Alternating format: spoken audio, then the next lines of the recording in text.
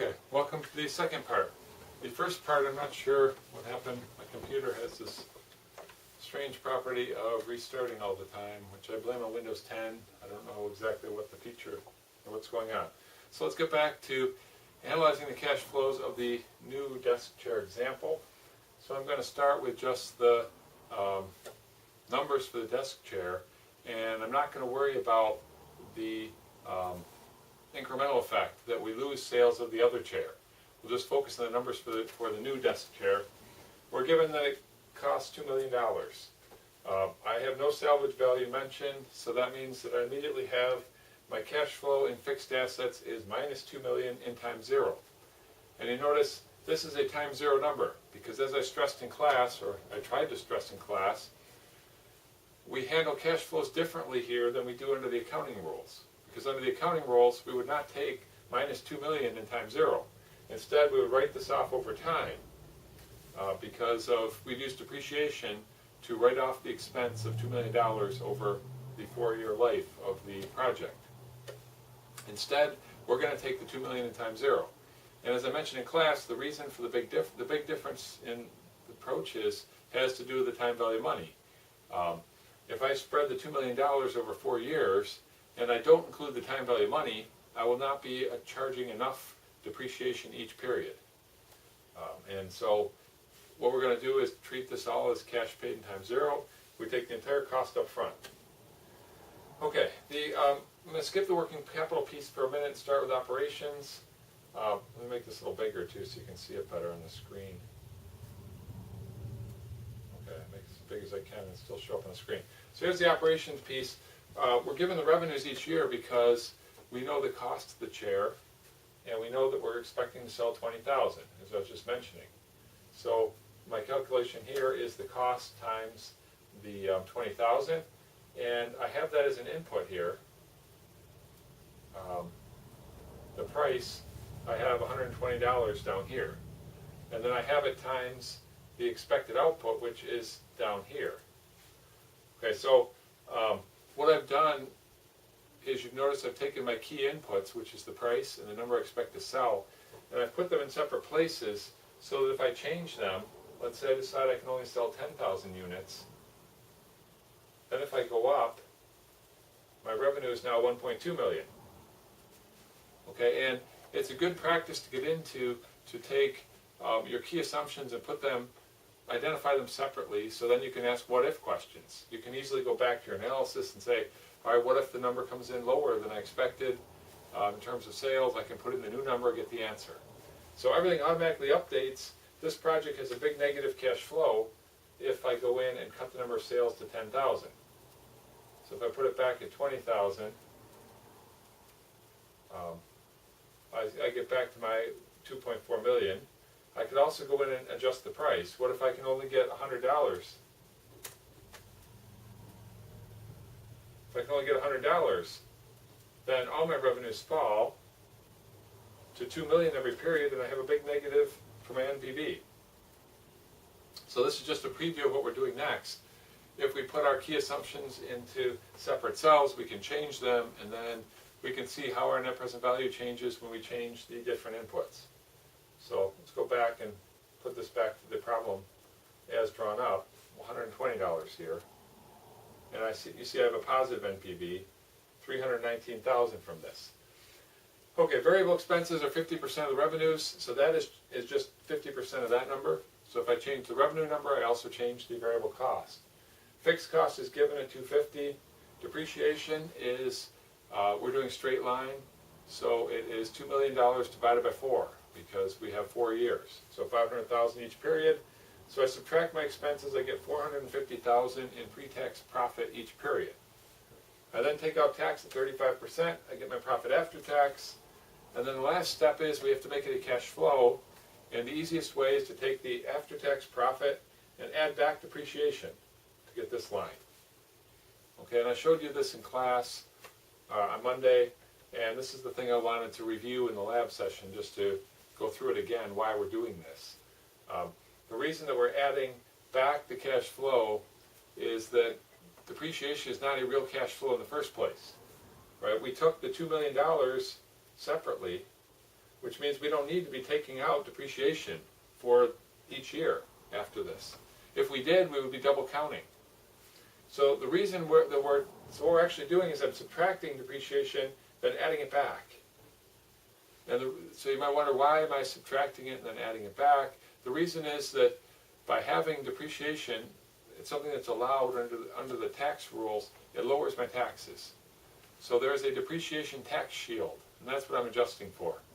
One way to do that is to take out depreciation to lower my tax bill, and then add it back after to the net. The other way is to just ignore it completely, and then just lower my taxes by the amount of the depreciation tax shield. And you get the same answer either way. We're going to follow the second approach in the chapter we're going to do on Monday. There, the authors look at the present value and then adjustments for tax shields. So that's a different way of looking at it. So we'll do at least one example that way, just to show you the alternative. I generally set mine up this way because I find it's a lot easier to avoid making mistakes. If you just do the traditional accounting style analysis, where we consider depreciation to be an expense, and then we add it back after we get our net profit. Once we get the bottom line, I'm getting my cash flow from operations. It's the same every period here because I did a very simple analysis. You'll notice that's common in most of the examples we work through. And it would not be realistic in the real world, because in the real world we would have growth in our revenues each period. We might have differing variable cost structure. There's a lot of things that could be different about this each period, and so we would probably get a different number. If you get a different number, you can't find the present value by just doing an annuity. Here you could work with an annuity if you have the same number each period. So most of the examples in the book are the same cash flows each period, and then you can do simple annuity analysis to get the answer. Okay, so this is just one cash flow piece. Remember, there's three of them. So we have the first line, right? So this is cash flow. I can highlight these just to make it clear. So that's cash flow. Then we have the working capital piece as a cash flow. And then we just solved for the other cash flow, which is the cash flow from operations. And if we add all three together, we get the bottom line cash flow, which is this line. Okay, so I'll highlight them all, then I'll show you again. So I've just talked about two out of the three here. Right now I have a cash flows from operations. I have my investing cash flow, so that leaves the working capital piece. This one is also confusing. When you think working capital, what you should think is inventory and accounts receivable. Those are the biggest pieces of it. And the reason they're the biggest pieces is that most companies have some inventory, and you always keep it around. And it costs money to build that inventory. So you can think of it as I have cash tied up in my big pile of inventory. Accounts receivable is the same story. Accounts receivable is when I sell my product but I don't get paid. And so if I sell without getting paid, that costs me money. Because I gave away something valuable. Or I didn't give it away, but I sent something valuable out the door, and I didn't get the cash yet. So we have to think about the fact we have money tied up in accounts receivable.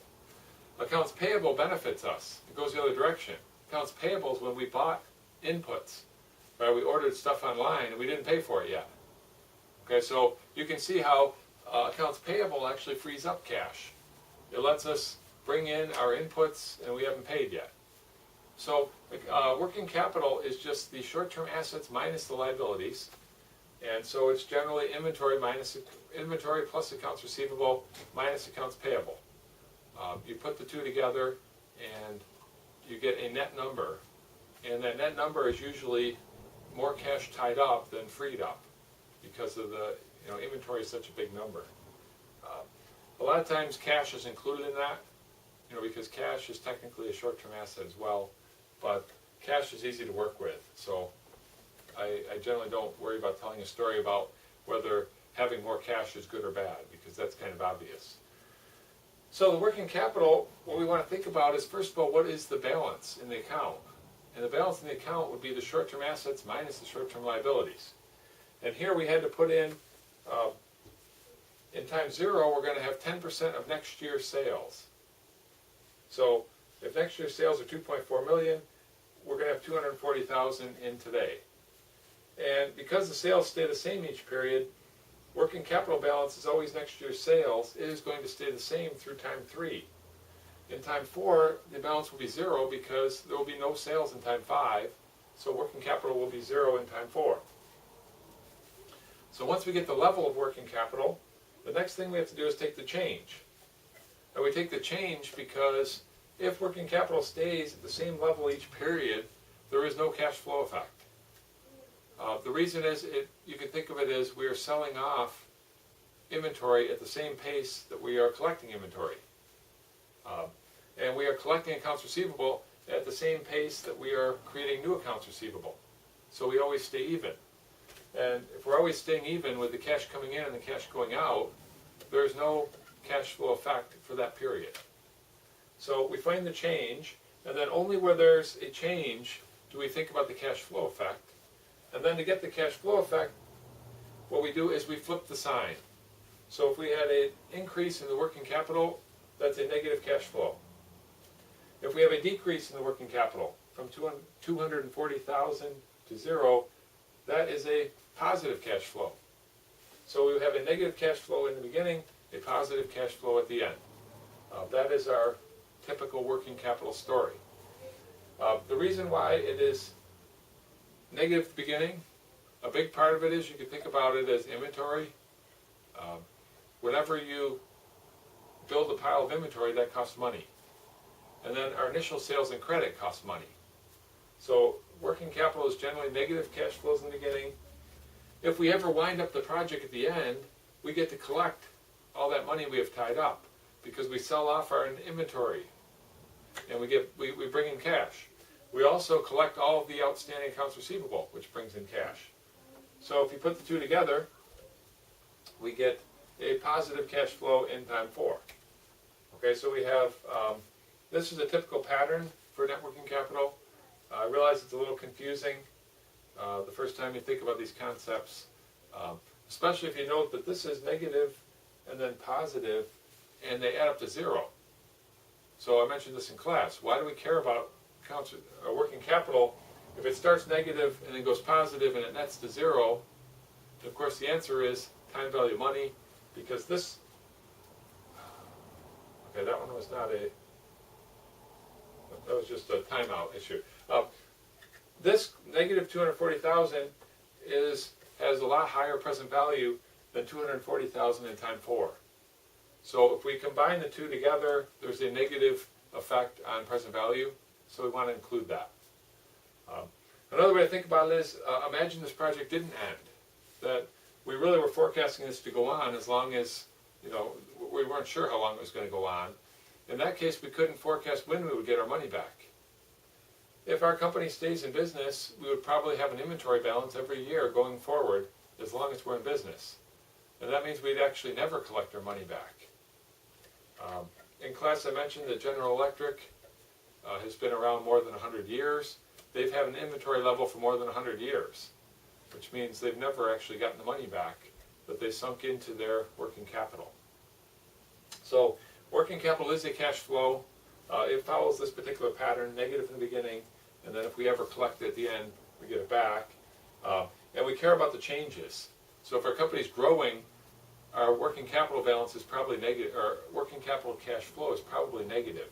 Because as our business grows, we will have more accounts receivable, and that will tie up more money on this temporary basis, where temporary could last a long time. Okay, so we put all the cash flows together. We get this line, which is the projected cash flows. And then all we have to do is discount, right, which means we would take the negative cash flow in time 0, the positive cash flows after this, and then we would combine them all together to get this number. Okay, so that is the analysis that we did last class. But in last class, I showed you how we could just take cash flows, a negative cash flow in time 0. We had other cash flows in other time periods. We could then apply the payback period, the net present value method, the internal rate of return. If you're given the cash flows, you can solve for this. In this case, we had to work to get the cash flows. That's sort of the new analysis that I've added here, is that we work to get these cash flows, and then we come up with the NPV. I actually did the NPV in this case by doing the NPV function. Right, so in class I showed you the NPV function is actually quite useful, but you have to remember to multiply by the correction. So I did NPV of this whole range of cash flows, and then I multiplied times 1 plus R, and I get a cash flow of, or an NPV of $319,000. And if you remember the rule we talked about, a positive NPV means you should take the project, because taking this project means that our firm value will go up more than, our firm value will go up, which is something that the stockholders want. If we think back to valuing stock, the value of a stock is the discounted value of all of its future cash flows. So this is future value we've untapped for the company. It would make the stock price go up because we've entered into a project that pays back more than it costs us on a time value of money adjusted basis. Okay, so positive NPV. Now this is not the end of the analysis, however, though, because remember we had that effect on the old chair. So there's a couple ways to handle that. I think the easiest is to show you the numbers for the old chair without the adjustment and then with the adjustment. And then what we can do is go see, well, how much do we lose in value from our old chair? And then take that change in value and apply it to the new chair. So I have a spreadsheet that has the old chair with no adjustment. And this analysis looks just like what we had before, except now I didn't put in any working capital. I guess I should have working capital in here. Not sure why that's not working on this. There's no initial investment to it because we've already paid for this. And the equipment is actually already depreciated, so we can't even take depreciation. So it makes the numbers real simple. There probably should be working capital in this. I guess the idea is that with the old chair, we're continuously going on, which means there's no change in the level, so there's no cash flow. So I really should not leave these all empty. I should have the same number every period. And if I have the same number each period, of course, the cash flow from working capital is 0. So just a real simple analysis of the revenues given the numbers that I plugged in. Variable expense is half of the, let me make this a little bigger as well. Variable expense is half the revenues. The revenues come from 20,000 units times a price of $80 a chair. Fixed costs are 500, no depreciation to worry about, so we can't write it off for tax purposes, so we don't need to include it in the first place. We take out our taxes, we get our cash flow from operations, we can't add back depreciation or take it out. I get my total project cash flow, I discount it, and the net present value of the old chair is $592, which just reflects the fact that we are making positive money from the old chair. It's, even though it's out of date, it's not really in fashion anymore, people still buy the plain chair quite a bit, and we make a lot of money on it because everything's already paid for, our machinery and everything like that. Okay, so that would be with no adjustments. I then throw in what happens if we lose 5,000 chairs. So here my expected now is 15,000 on this spreadsheet. So I actually have another spreadsheet that has the adjustment. And now if we go up, the net present value is 197,000 if we lose 5,000 chairs. So it's still profitable from a net present value standpoint. But if we compare the two, we can see the opportunity cost here is 394,000 because without the adjustment, if we don't do the new project, we make 592,000 here. If we do the new project, we make 197,000. So what we really want to think about is if we do the new project, we are losing 394,000 in value from the old chair. So we really need to include that effect if we decide to take the new chair. So if we go back to the new chair example, and I include this opportunity cost here, My adjusted NPV then becomes minus 75,000, and this is saying we shouldn't take the new chair because the old chair is so profitable for us that the fact that we're going to lose sales of it means that we're not going to make any money on the new chair.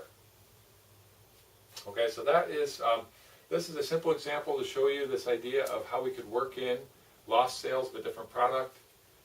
You know, it's something you definitely want to consider because for a lot of businesses, expanding into a new line of business, or not new line, a new product means lost sales of the old product, and you want to consider that carefully. Okay, the other question, let's go back to question 1 then. Question 1 is on manufacturing hog feed, and for this, the big twist is that we are we have an existing warehouse that we currently rent out to a neighboring firm. And if we're not going to rent it out, we're going to lose $100,000 a year. And that rent is going to grow at 4% each year. Like that's what we expect, or that's what the lease says. So we have to actually add that as a cost so that we can get a net present value. Right? The other way of doing it is to get a net present value without considering that, and then checking to see if that net present value is greater than the present value of all the lost payments. But it really just makes sense to put it all together. Just put in the lost payments as a cost. Okay, so that's the only new twist. Everything else is similar. We have 8 years to this project. We're depreciating a straight line over 10 years, and then selling with 8 after 8, which means there will be some salvage value. Okay, we have, they tell us an initial investment in working capital. After that is 10% of sales each year. The hog feed sales are expected to be $4.2 million the first year. They grow by 5% a year. Okay, so all this is put into the table. And this one I got from the authors, so it looks a little different. This is how they set it up. This is one of the examples from the book that I think fits pretty well. Okay, so we have all our initial assumptions, the initial investment, the resale value at year 8, the initial working capital investment, projected working capital, percent of sales, the yearly rental income, the rental income growth rate, the first year sales, the sales growth rate, the manufacturing costs, which is our essentially variable costs, and 90% of the sales, the tax rate, and the cost of capital. Again, by putting all these in separate boxes, it means that we could change any one of them and see what happens to the answer. And that's the next thing we're going to do, is we're going to ask what-if type questions. Because if you were the CFO, or let's say you're the president of the company, and the CFO brings you this, and one of your departments brings you this and says, look, here's a great project, the first thing you're going to do is start asking some questions. You're going to say, well, what if the revenues aren't as high as this? Or what if the growth rate in revenues isn't what you think it is? And if you have your spreadsheet set up like this, it's very easy to go in and try alternate scenarios. Okay, so that's something we're going to talk about next. You put it all together, and you notice here the authors don't separate out the 3 lines exactly the same way that I did. They first start with the operations, sales, minus the cost, minus depreciation. You get your earnings before tax, you get your taxes, you get your net income. Okay, so this would be net income. We still have to add back the depreciation to turn it into a cash flow, but they do that later on here. Then we have the working capital piece. The working capital piece starts at $350, and then it's 10% of next period's sales. The sales grow by the appropriate percentage here.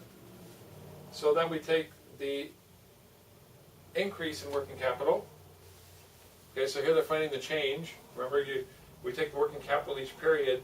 If we then take the change, that is what we really care about.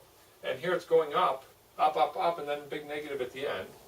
And the last step is we flip the sign. The way they set up the book, though, they don't actually flip the sign. Instead, they just subtract this. So the increase in working capital, they subtract it to do their cash flow analysis. So that is the same as having a separate row that flips the sign. Then they throw in the lost after-tax rental income. Now here what they did was they did an after-tax to recognize the fact that if we are receiving $100 in rental, or whatever this is, 100,000, this is all in thousands, 100,000 in rental, that's taxable income. So our net profit is 65. So we could run that through by adding it to sales, essentially, in which case we would then take out taxes. If we're going to consider it separately, we have to consider, you can think of it as we are considering the taxes separately. So it's an after-tax cost, or it's an after-tax revenue. We then have the initial investment here and the salvage costs here, and then there's going to be tax on the sale of the plant at the end, because we're going to make 400, and we will pay tax based on the fact that it is above the, I believe that's because it's above the salvage value. Yes. The salvage value on this is, the initial cost is $1,200, which means we're going to be writing off 120 each period. We're writing off for 10 periods. So if we're writing it off for 120 each period, it would have 240 left at the end. But if we sell it for 400, that means that we make a profit of 160. So we would make a profit of 160. If we apply a 35% tax rate, then our tax would be $56. So we need to subtract that. So there's a couple of small things thrown in here that complicate the analysis. The fact that we have to pay tax on the salvage that is above the book value, right? So that would be a capital gain. We really need to know what the capital gain rate